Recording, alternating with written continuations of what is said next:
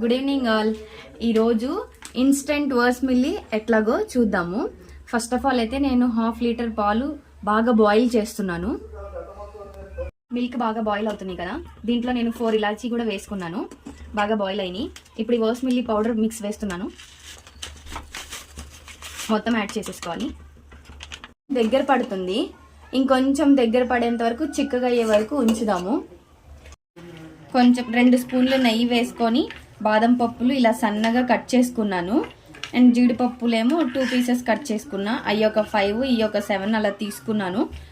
కొంచెం చిన్న చిన్న పీసెస్ కట్ చేసుకొని గోల్డెన్ కలర్లో వచ్చే వరకు ఫ్రై చేసుకున్నాను. కొంచెం దగ్గరికి పడింది కదా, ఇప్పుడు మనం ఫ్రై చేసుకొని పెట్టుకున్నవన్నీ డ్రై ఫ్రూట్స్ అన్ని యాడ్ చేసేస్తున్నాను.